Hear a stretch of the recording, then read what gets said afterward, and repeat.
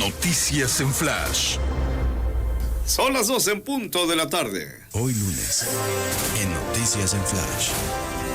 La opinión de Juan José Rodríguez Prats.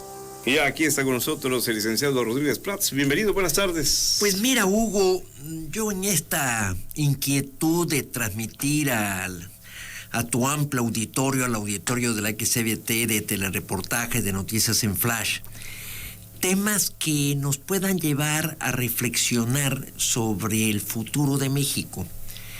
Roger Bartra, que para mí es una de las gentes de mayor jerarquía intelectual, acaba de sacar un libro que se llama Mutaciones. Roger Bartra, el libro todavía no está a su venta, pero vi una entrevista y es un relato de su evolución. Él militó mucho en la izquierda, en el Partido Comunista, y tuvo un giro muy importante a empezar a reconocer los valores de la Ilustración, del liberalismo, del Estado de Derecho.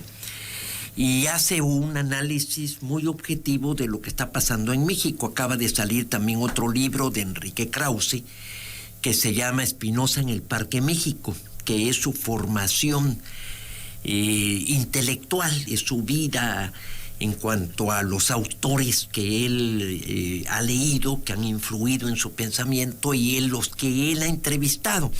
Yo creo que Enrique Krause, pues para mí es una de las figuras, junto con Roger Bartra, desde luego, de mayor jerarquía y de mayor objetividad en cuanto al análisis de lo que está aconteciendo en México.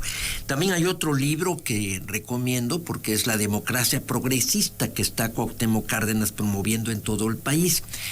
Pero todo esto me lleva a que hay una abrumadora avalancha de análisis, de propuestas. Ya también están las corcholatas dentro del PRI, dentro del PAN, y se hacen propuestas y estamos esperando soluciones mágicas. Yo creo que lo primero que tendríamos que reflexionar es sobre el documento más importante de nuestra vida jurídica y política, que es la Constitución. ¿Sirve nuestra Constitución? ¿Se cumple nuestra Constitución? ¿Es un buen documento jurídico? Yo creo que no. Yo creo que es un documento ambivalente, ambiguo, abigarrado. Y voy a leer 2 artículos para que la opinión pública se dé una idea de cómo le hemos concedido al derecho efectos mágicos y que no se explica por qué tenemos un México legal muy distante al México real. Voy a leer el artículo primero y el artículo 136, que es el último. La Constitución tiene 136 artículos, y después haré unos comentarios. Dice el artículo primero: está prohibida la esclavitud en los Estados Unidos mexicanos. Los esclavos del extranjero que entren al territorio nacional alcanzarán, por ese solo hecho, su libertad y protección de las leyes. O sea, el efecto mágico del artículo, por ese solo hecho. En el momento en que los migrantes o algo entran en territorio nacional, obtienen su libertad. ¿No hay esclavitud en México? Pues sí hay esclavitud en México. Hay un estudio en donde llega a aproximar una cifra de 350,000 mexicanos que están en esclavitud. Son las zonas tomadas por el crimen organizado, en donde están sometidos en contra de su voluntad a la venta de drogas o actividades ilícitas, o bien en el trabajo doméstico.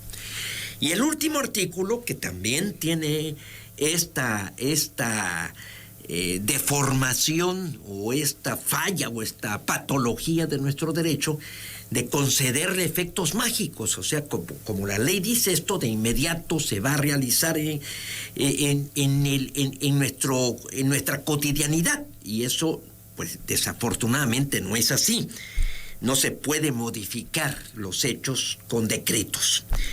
Esta Constitución no perderá su fuerza y vigor aun cuando por alguna rebelión se interrumpa su observancia.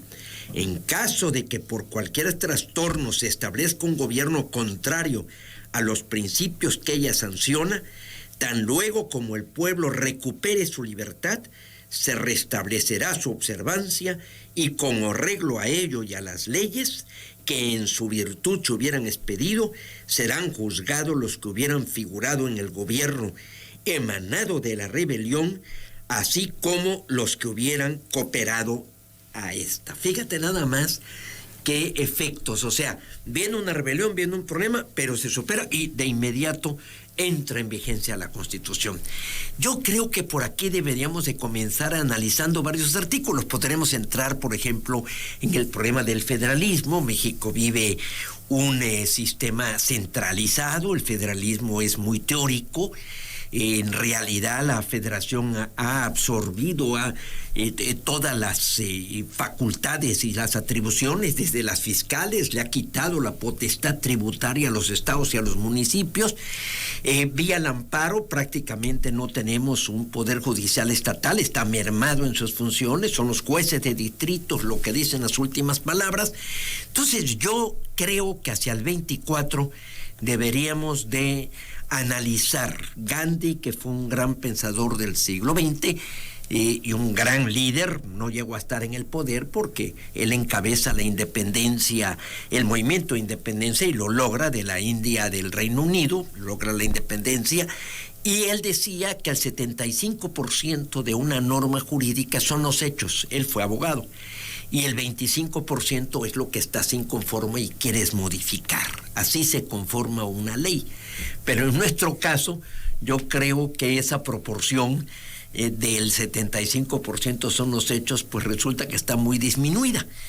Entonces, sí creo que los mexicanos, los ciudadanos, deberíamos esmerarnos por ver si este texto, que es nuestra ley fundamental, nuestra Carta Magna, funciona y es un buen texto jurídico, porque si la Constitución falla, todo el sistema jurídico está mal. Es una simple inquietud que dejo, que procuro sembrar, porque, repito, nos van a atosigar de aquí al 24 en propuestas, y la Constitución está todo. Ahí está la cuestión de los derechos humanos, la división de poderes, la relación poder legislativo-poder ejecutivo, lo que es también todo el poder judicial.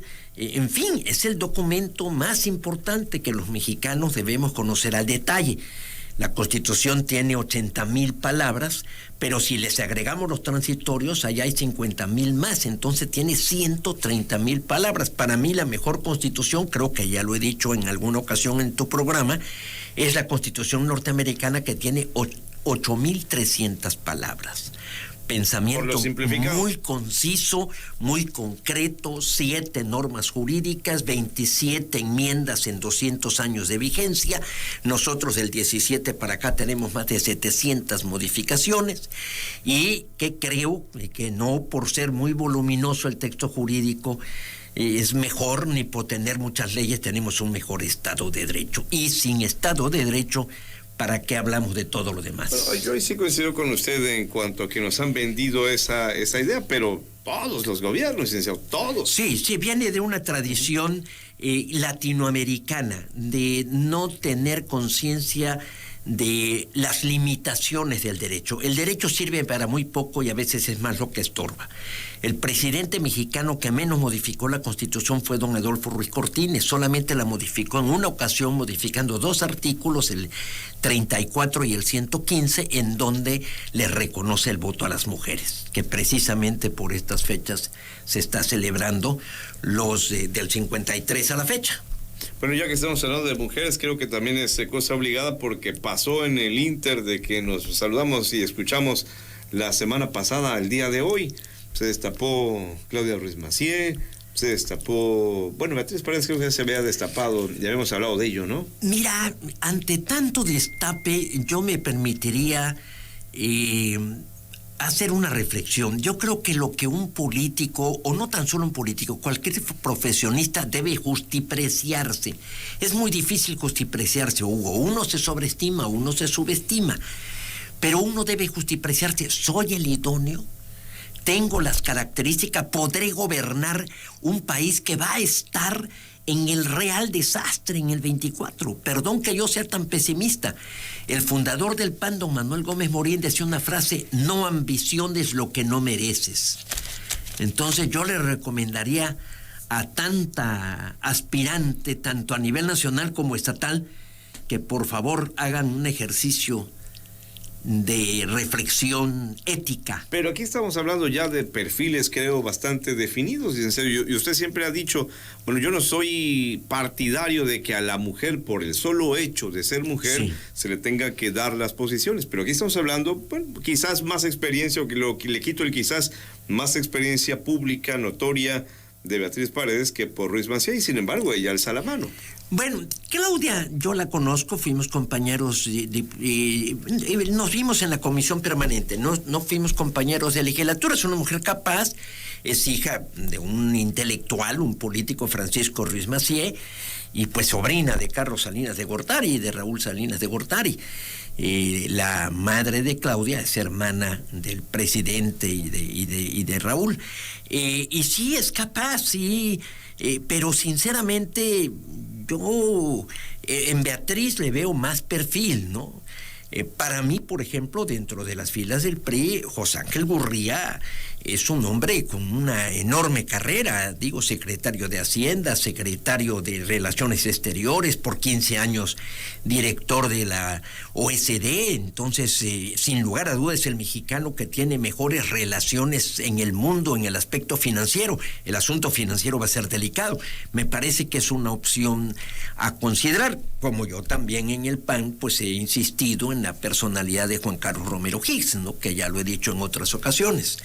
Ahora, en el caso de Tabasco, hoy decían Fósil, el senador Fósil, que la alianza PRD-PRI está en pausa por aquello de que andan destapando candidatos a la alcaldía de Comalcalco y Cundocán. Este fin de semana pasó. Lo escuché. Ahora, el PAN, sabemos, aquí anda un poquito, bastante mermado, ¿verdad? Entonces se va a ir en la tónica, pero ahí les incluye o les afecta a ustedes, ya ni sé cómo decirlo. Bueno, mira, el PRD creo que está cometiendo, desde mi punto de vista, si vamos a hablar de una posible alianza, pues está anticipándose. O sea, tenemos que sentarnos a discutir, a ver. Yo sí le sugiero, con todo respeto, lo hago desde mi trinchera panista, que sean prudentes, porque si vamos a sentarnos en una mesa, bueno, vamos viendo métodos, vamos viendo cuáles son las opciones que tenemos a nivel estatal y a nivel municipal junto con el PRI, porque somos los tres. Ahora, esto derivará de si en lo nacional hay acuerdo, porque si en lo nacional no hay acuerdo, pues aquí se va a dificultar que podamos hacer una alianza a nivel local. Y dice Andrade que anda buscando priistas que ya no quieren estar allá, que se vengan para acá, dice él, para el PRD, ¿no? Pues mira, desde luego yo respeto mucho a mi amigo Manuel Andrade, me reúno, platico con él, pero yo sí creo que podemos hacer un frente, lo intentamos y fracasamos en el 2021, porque al final de cuentas, pues Manuel Andrade se postuló, Andrés Granier se postuló por el centro, yo apoyé a Andrés Granier, desde luego, hubo la alianza PRI-PAN, y me dolió mucho porque pues Andrade estaba en un inicio en este propósito de hacer una alianza, y al final pues el PRD no se sumó a la alianza, por la precipitación, por falta de generosidad, por ambiciones personales. Entonces yo sí exhortaría al PRD que si quiere una alianza, asuman una actitud un tanto más humilde. Bueno, a lo mejor les estás diciendo, no queremos alianza, ahí en el... Pues bueno, si quieren ir solos, pues es su decisión, ¿no? Pues es posible que eso sea, ¿no? Yo fui postulado por el PRD en el cuarto distrito, por donde yo contendí, y pues la verdad no sentí un apoyo del PRD. Entonces, pues sí, es posible que ellos quieran ir solos. Bueno, pues allá ellos, ¿no? Licenciado Rodríguez Prats, hasta la próxima semana. Hasta la próxima semana, mi querido Hugo. Ándale, pues vámonos a la pausa, continuamos con ustedes. El Tribunal Electoral de Tabasco